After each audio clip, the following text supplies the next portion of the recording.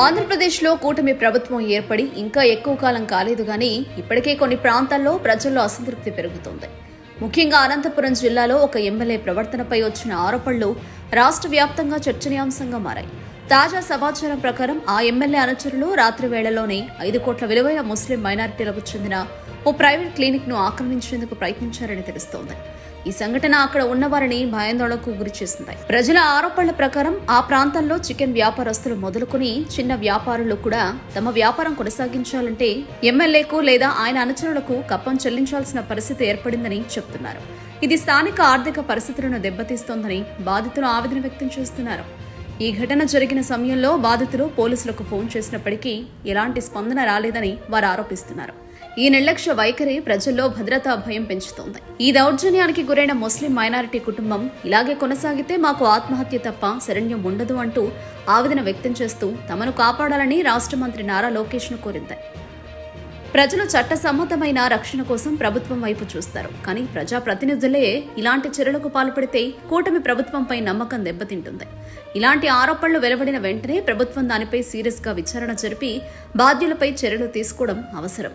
ఈ ఘటన ఏపీలో చట్ట వ్యవస్థ పటిష్టతపై మళ్లీ ప్రశ్నలు లేవనెత్తుతోంది. ప్రజల విశ్వాసం నిలబెట్టుకోవాలంటే ప్రభుత్వం తక్షణ చర్యలు తీసుకోవాలి.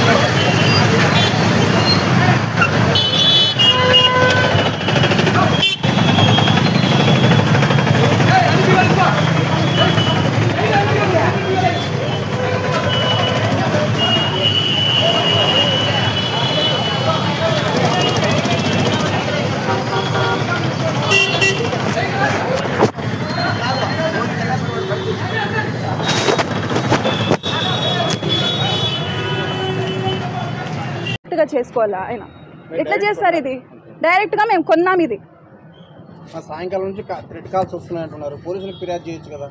100కి ఎన్నిసార్లు కాల్ చేసినామో చూడండి. వాళ్ళు చాలాసార్లు లైన్ తగలేదు, మళ్ళీ కాల్ చేసి లిఫ్ట్ చేసి వస్తున్నాము పంపిస్తున్నామన్నారు. ఇంతవరకు ఒక్కరన్నా వచ్చింటే ఎక్కడ ఉంది? ఇక్కడ రక్షణ ఎక్కడుంది? పోలీసు వాళ్ళు ఏం చేస్తున్నారు? ఇంకా మా పరిస్థితి ఇంతేనా? ఇంకా మేము సూసైడ్ చేసుకొని చచ్చిపోవాలా? ఇంకా ఏమన్నా ఇంతవరకు వస్తే గవర్నమెంట్ చచ్చిపోయిందండి. నిజంగా government is very failure government. ఇప్పుడు వర్స్ట్ గవర్నమెంట్ అయిపోయింది. మా ఒకరు ఇద్దరు చేసిన దానికి గవర్నమెంట్ ఏం చేస్తున్నారు? ఒకరు ఇద్దరు కాదు సార్. ఇప్పుడు ఎంతమంది సార్? ఇప్పుడు వాళ్ళు ఎవరు సార్? ఇప్పుడు పోనీ మీరు చెప్పండి, వాళ్ళు ఎవరు మనుషులు వచ్చినారు?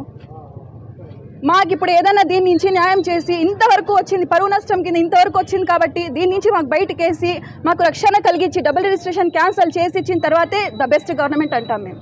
మాకు ఒకటే కాదండి, నాలాంటి వాళ్ళు ఎంతో మంది ఉన్నారు. ఇట్లా వాళ్ళందరూ భయపడి బయటికి రాలేక వాళ్ళు బెదిరింపులతో లోపల ఉన్నారు. కానీ అంతే తప్పిస్తే మా మైనార్టీ వాళ్ళు కానీ వేరే క్యాస్ట్ వాళ్ళు కానీ చాలా మంది ఉన్నారండి. ఇట్లా ప్రతి ఒక్కరూ ఇట్లే బాధపడుతూ కూర్చుంటారా?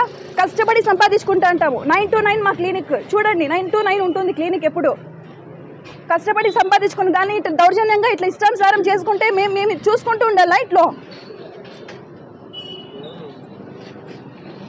వచ్చిన వాళ్ళు ఎవరు? మాకు తెలియదండి, అది మీరే కనుక్కొని చెప్పండి మాకెవరో. సీసీ ఫుటేజ్ తెలుస్తుంది. నాకి నా భర్తకి ఏదో చేయాలనే వచ్చినారు వాళ్ళు. మేము ఇక్కడ లేము. మా స్టాఫ్ కి మా అబ్బాయికి కొట్టి ముందరికి కొట్టి దొబ్బి నెట్టేసి బీగాలు 4 షట్టర్లకి బీగాలు వేసుకొని వెళ్ళారండి. ఏం దౌర్జన్యాలండి జరుగుతాండేది. ఆయన ఒప్పుకోవట్లేదండి. ఆయన డబుల్ గేమ్ ఆడడం వల్ల ఇది ఇంతవరకు వచ్చిండేది.